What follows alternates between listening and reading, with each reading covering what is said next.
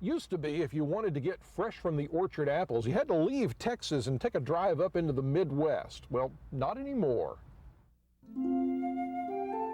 Few things bring back memories like the smell of my mama's hot apple pie. I remember apples were darn near my favorite food, and sharing them with a sweetheart made them even better. Yep, nearly every kid loves apples. Nearly every kid. I really wasn't particularly an apple eater. I ate an apple now and then, but I wasn't crazy about them. And when we started growing our own apples and having fresh apples right off those trees, the story changed. Then I became an apple eater, and I am an apple eater now, and I can't get through the day without at least a couple of them. Welcome to Love Creek Apple Orchards, a place where Baxter Adams can just about eat all the apples he can pick. Love Creek's one of the largest orchards in Texas, but just 15 years ago, the only thing growing on this old ranch was a bumper crop of mesquite and prickly pear. Well, we bought the ranch in 1981, and we're planning just to move out here and spend part-time here and part-time in Houston, but things didn't work out like that, and we got interested in our endeavors in the hill country, and we forgot all about Houston, haven't been back. Baxter got out of the oil business before it went bust. He went looking for a new line of work and found dwarf apples. The experts said he was crazy, that it couldn't be done. Texas wasn't the place for apples, but these trees grew just fine in Europe, and the hill country climate is nearly the same. So Baxter Adams set out some seed and began to wait.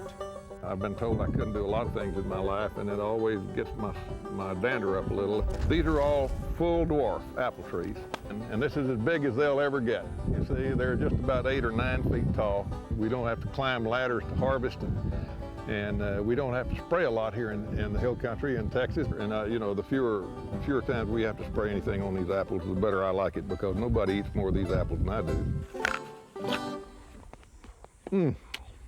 You won't find any chemical pesticides on this orchard. Mother Nature is on round-the-clock patrol with help from ladybugs, purple martins, and, oh yes, the bats. It's really something to see. It's a spectacle, I'm telling you. Look at them up there. They're stretching and wiggling and yawning, and they're getting ready to fly.